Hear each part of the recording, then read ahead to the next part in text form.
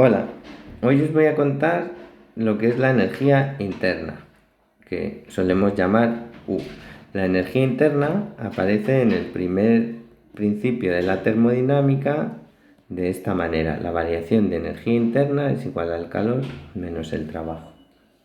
Donde la variación de energía interna, ya sabéis que la variación de cualquier variable es la variable en el estado final menos la variable en el estado inicial, si tenemos un proceso que va desde el estado inicial y al final.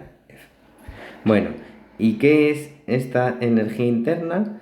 La energía interna no es más que la suma de las energías de las partículas que componen el sistema.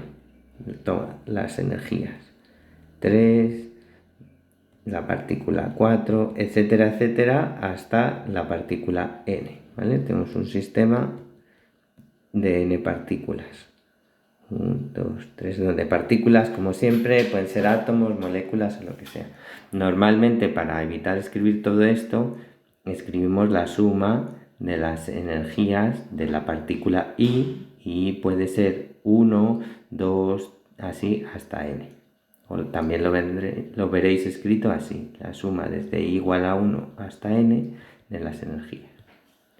Bien, las energías pueden ser cinéticas o potenciales. Entonces será la energía cinética de la partícula 1 más la energía cinética de la partícula 2, etcétera, etcétera, hasta la partícula n. Y también podría ser potencial, así, ¿vale? Bueno, y ya está. Eso es la suma de las energías.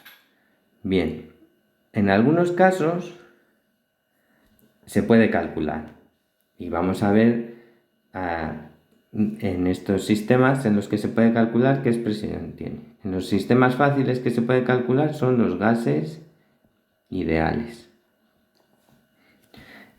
Ya lo vimos en el gas ideal monoatómico. Vimos que la energía de las partículas en un gas ideal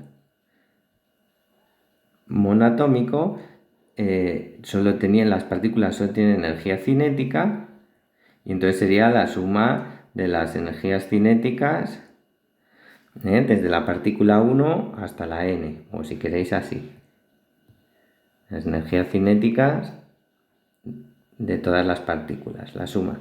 Pero esto ya lo habíamos visto cuando hicimos aquel cálculo de la presión y la temperatura y todo eso, cuando las partículas rebotan en la pared, en la caja, el cálculo de teoría cinética. Habíamos visto que esto era igual a 3 medios de n, el número de partículas,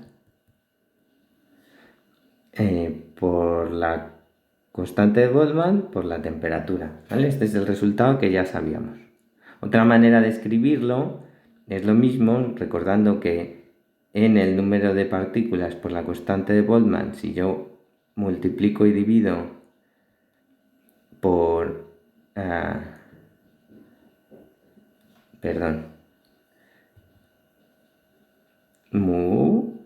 un segundo que vuelvo para atrás. Ya está. Si yo multiplico y divido por el número de Avogadro, esto es el número de moles y esto es la constante de los gases ideales, y me queda que n por K es igual que n por R. Entonces puedo escribir la energía cinética, la energía interna de un gas ideal puede ser 3 medios de nkt o 3 medios de nRT, ¿vale? Esto es el número de moles, esta es la constante de los gases ideales y esta es la temperatura. Vale, este es el primer caso en el que se puede calcular. Hay otro caso que es el gas ideal diatómico, y el resultado es muy parecido. Es en realidad 5 medios de nkt o 5 medios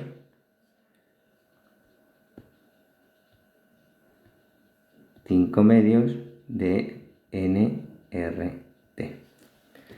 ¿vale? Si queréis saber de dónde sale esto, vais a otro vídeo que ya os colgaré. Muy bien. Como veis, en el gas ideal, sea la forma que sea, la energía interna solo depende, es una función solo de la temperatura, no depende ni del volumen ni de la presión, ¿vale? Solo depende de la temperatura. Eso es interesante porque podemos calcular, por ejemplo, las variaciones de energía en un gas ideal monoatómico, pues la podemos calcular así. Con la diferencia de temperatura solo, T final menos 3 medios de nk T inicial o 3 medios de n grande K T final menos T inicial. También igual lo podéis hacer como siempre con la R y el número de moles. ¿Vale? Y si fuera de atómico, pues aquí en vez de un 3 medios sería un 5 medios. Como veis, es muy simple de calcular en un gas ideal. Muy bien. En otros sistemas, como líquidos y sólidos, o en gases que no sean ideales,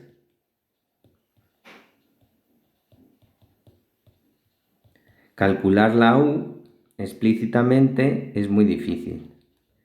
En algunos casos se sabe, en otros no. A vosotros no os lo vamos a pedir.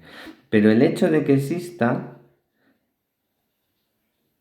solo el hecho de que exista y que es una función de estado, que su variación solo depende del valor de la función en el estado final menos el valor en el estado inicial, pues va a ser muy útil, ¿vale? Porque nos va a permitir decir muchas cosas utilizando el primer principio, ¿vale? Entonces, aunque no se pueda calcular, es un concepto útil para usarlo en el primer principio. Por ejemplo, un ejemplo muy sencillo es que sea el sistema que sea, como solo depende del estado final y del estado inicial, imaginaos que yo hago un proceso que es así: el estado inicial es igual que el estado final. Esto es lo que se llama un ciclo.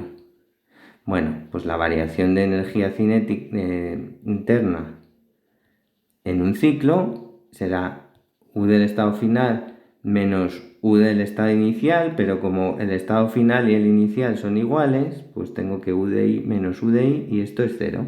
Veis que aunque no sé calcularlo explícitamente para cualquier situación, pero me ha podido valer, por ejemplo, si el proceso es un ciclo. Veremos más ejemplos de cómo la energía interna puede ser útil aunque no sepamos calcularlo explícitamente.